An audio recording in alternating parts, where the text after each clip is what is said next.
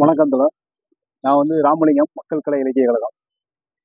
இப்போ குறிப்பாக இந்த வீடியோவுடைய நோக்கம் என்பது, இன்றைக்கு மதுரை உயர்நீதிமன்றத்தில் ஒரு விசாரணைக்கான ஒரு வழக்கு வந்திருக்கு. அதாவது மார்ச் 9ஆம் தேதி நடைபெறக்கூடிய பேரணி மாநாடு, அதற்கான அனுமதி கோரி இன்றைக்கு விசாரணைக்கு வந்திருக்கு.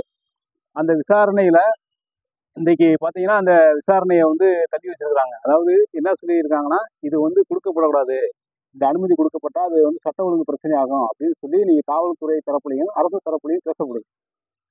ஏன் இன்னைக்கு இவ்வளவு தூரம் சீரியஸா இதை பேசுறாங்க? இதே இதை இந்த பரிசீலனையை பிப்ரவரி 3ஆம் தேதி பரிசீலிச்சாங்களா? பிப்ரவரி 2ஆம் தேதி மதுரையில செய்தியாளர் சந்திப்புல நாளை மறுநாள், அதாவது குறிப்பாக பிப்ரவரி 4ஆம் தேதி நடக்கக்கூடிய ஆர்ப்பாட்டத்தை அனுமதிக்க கூடாது, அது அனுமதிச்சா சட்ட ஒழுங்கு பிரச்சனை ஆகும்னு சொல்லி மதுரையில் இருக்கக்கூடிய வழக்கறிஞர்கள், சமூக ஜனநாயக சக்திகள், இயக்கங்கள், பல்வேறு கட்சிகளை சேர்ந்தவர்கள்லாம் ஒன்று கூடி ஒரு ப்ரெஸ் மீட் வைக்கிறோம். அந்த ப்ரெஸ் மீட்டையே நடத்த விடாம இதை நடத்தக்கூடாதுன்னு சொல்லி போலீஸ் மிரட்டல் கொடுக்குறாங்க. அப்போ அதை கண்டிச்சதுக்கு அப்புறம் தான் என்ன பண்றாங்கன்னா அமைதியாகிறாங்க. அந்த ப்ரெஸ் மீட் நடக்கப்படுது.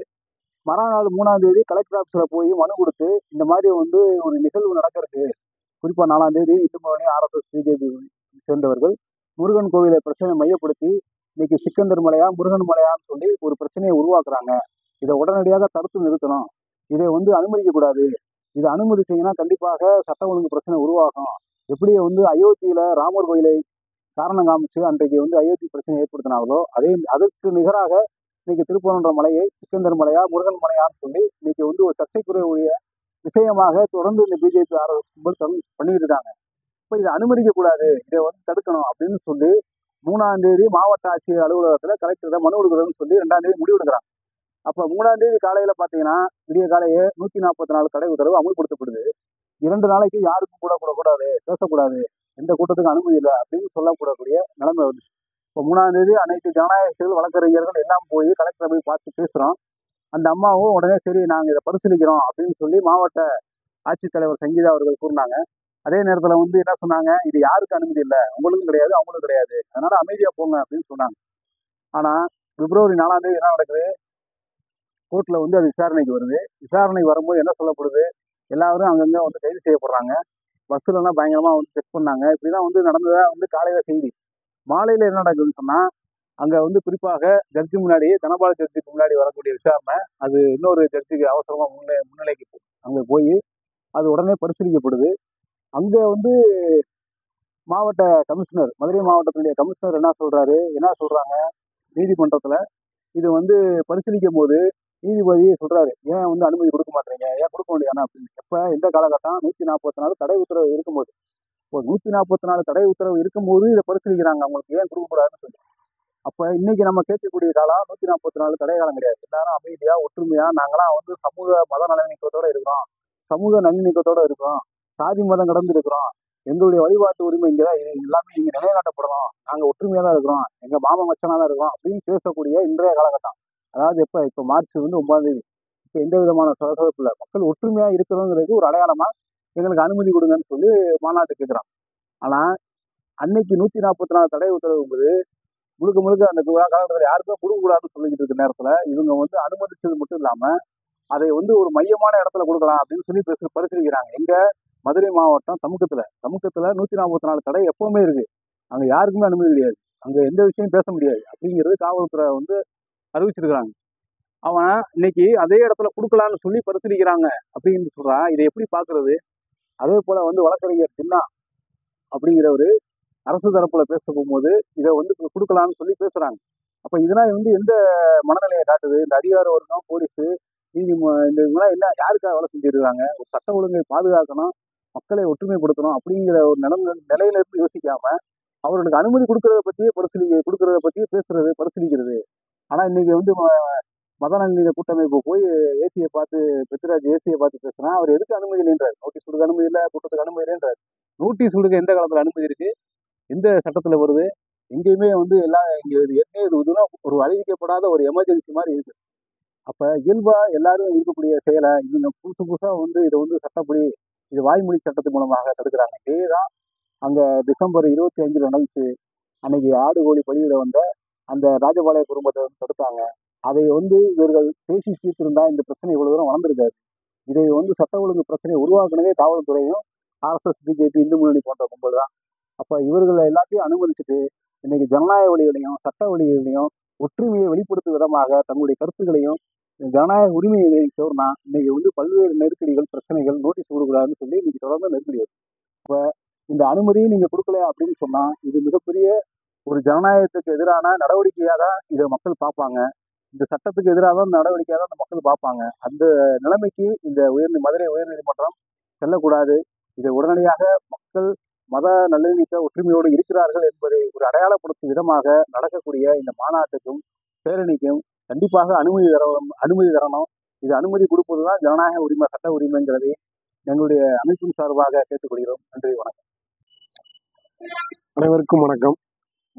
மக்கள் அதிகாரத்தினுடைய மதுரை கிழக்கு தொகுதி செயலாளர் பிரகாஷ் பேசுறேன்.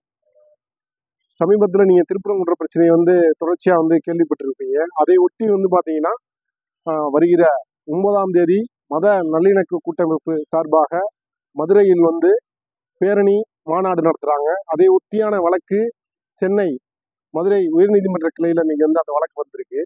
அந்த வழக்கிற்கு தமிழ்நாடு அரசும் தமிழ்நாடு காவல்துறையும் குறிப்பாக மதுரை காவல்துறை அனுமதி தரணுன்ற அடிப்படையில் தான் இந்த வீடியோவை நாம் வந்து வலியுறுத்தி வந்து பேசுறோம்.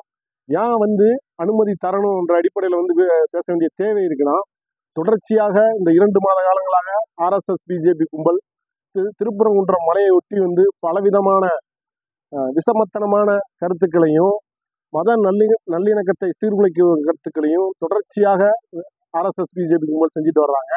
இதை ஒட்டி வந்து பாத்தீங்கன்னா கடந்த பிப்ரவரி 2ஆம் தேதி 3, 4 இந்த தேதிகளில் வந்து பாத்தீங்கன்னா ஏறக்குறைய வந்து மதுரையில ஒரு மிகப்பெரிய கலவரத்தை செய்யணும்ன்ற அடிப்படையில் திட்டமிட்டு வந்து ஆர்எஸ்எஸ், பிஜேபி கும்பல் செஞ்சாங்க. அதை வந்து ஒட்டுமொத்த மதுரை மக்களுக்கும் ஜனநாயக சக்திகளுக்கும் நன்றாவே தெரியும். அது என்ன செஞ்சாங்கன்னா, முருகன் மலையை, குறிப்பா திருப்பரங்குன்ற முருகன் மலையை அது சிக்கந்தர் மலையா கந்தர் மலையா அப்படின்ற அடிப்படையில் விசமத்தனமான பிரச்சாரங்களை செஞ்சாங்க. அந்த 4ஆம் தேதி ஏறக்குறைய தடையை மீறி ஒரு ஆர்ப்பாட்டம் செஞ்சாங்க. அந்த மீறி ஆர்ப்பாட்டம் அவங்க எப்படி செஞ்சாங்க? நீதிமன்ற அனுமதியோட வந்து செய்யறாங்க. நீதிமன்ற கிட்டத்தட்ட ஒரு மணி நேரம் அனுமதி கொடுக்குறாங்க. அந்த அனுமதியில வந்து பாத்தீங்கன்னா அரசு தரப்பு வழக்கறிஞர் பிபி என்ன சொல்றாங்கன்னா, நீங்க வந்து தூக்கத்துல வந்து நேரம் வந்து போராட்டம் நடத்திக்கங்க அப்படின்றது வந்து சொல்றாங்க. தமுக்கத்துல ஜல்லிக்கட்டு போராட்டத்துக்கு பிறகு எந்த அமைப்புகளுக்கு வந்து பாத்தீங்கன்னா அனுமதி கிடையாது. எப்படி ஒரு ஆர்எஸ்எஸ், பிஜேபி கும்பலுக்கு, ஒரு மத கலவரத்தை தூண்டக்கூடிய கும்பலுக்கு அரசு தரப்பு வழக்கறிஞர் இப்படிப்பட்ட ஒரு ஒப்புதல் வழங்குறாங்கன்றது வந்து இந்த திராவிட மாடல் அரசு தான் வந்து ஏறக்குறைய வந்து சொல்லணும். அது போக அந்த 4ஆம் தேதிக்கு பிறகு மத நல்லிணக்கத்தை வலியுறுத்தி பல முற்போக்கு அமைப்புகள், ஜனநாயக சக்திகள், சமூக செயல்பாட்டாளர்கள் பலவிதமான பிரச்சாரங்களை மதுரையில முன்னெடுக்கும் போது அவர்களை வந்து காவல்துறை மிரட்டுவது, கைது செய்வது, இந்த மாதிரி பல நடவடிக்கையை வந்து செஞ்சுக்கிட்டு இருக்காங்க. இதை ஒட்டி தான் திருப்பரங்குன்றம் பகுதியில குறிப்பா டைஃபி தோழர்கள், இந்திய ஜனநாயக வாலிபர் சங்க தோழர்கள் துண்டறிக்கையை கொடுக்கும் போது அந்த துண்டறிக்கையை தமிழ்நாடு காவல்துறை, குறிப்பா மதுரை காவல்துறை வந்து கொடுங்கிறத நீங்க எல்லா பேருமே அறிஞ்சிருப்பீங்க.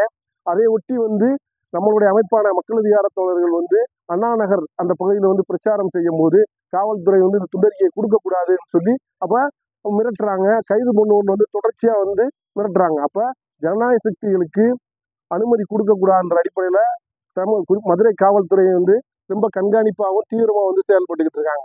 அந்த அடிப்படையில இன்னைக்கு நடக்கக்கூடிய வழக்குல வந்து ஒரு மதவெறியை தூண்டுறவனுக்கு வந்து பாத்தீங்கன்னா ஒவ்வொரு இடத்துலயும் வந்து பாத்தீங்கன்னா அவனுக்கு அனுமதி கொடுக்கறது அப்படி வந்து செய்யறது அது ஜனநாயக விரோதமானது. அந்த அடிப்படையில நாம் ஜனநாயகத்தை நாம் வந்து பாதுகாக்கணும், மத நல்லிணக்கத்தை பாதுகாக்கணும், மதனுடைய நல்லிணக்கத்தை பாதுகாக்கின்ற அடிப்படையில வந்து இன்னைக்கு இந்த கூட்டமைப்பு சார்பா எடுக்கக்கூடிய இந்த நிகழ்வுக்கு கண்டிப்பா தமிழ்நாடு அரசு, மதுரை காவல்துறை அதிகாரிகள் எல்லா பேருமே அனுமதி வழங்கணும்னு கேட்டுக்கிறோம். இது போக வருகிற 9ஆம் தேதி நடக்கக்கூடிய பேரணி மாநாட்டுக்கு வந்து தமிழ்நாட்டில் உள்ள அனைத்து ஜனநாயக சக்திகளும் கலந்து கொண்டு ஆர்எஸ்எஸ், பிஜேபிக்கு தமிழ்நாட்டில் இடமில்லை என்று கூறி வந்து கண்டிப்பா அந்த போராட்டத்தை நாம் முன்னெடுப்போம், வெற்றி பெறுவோம். நன்றி.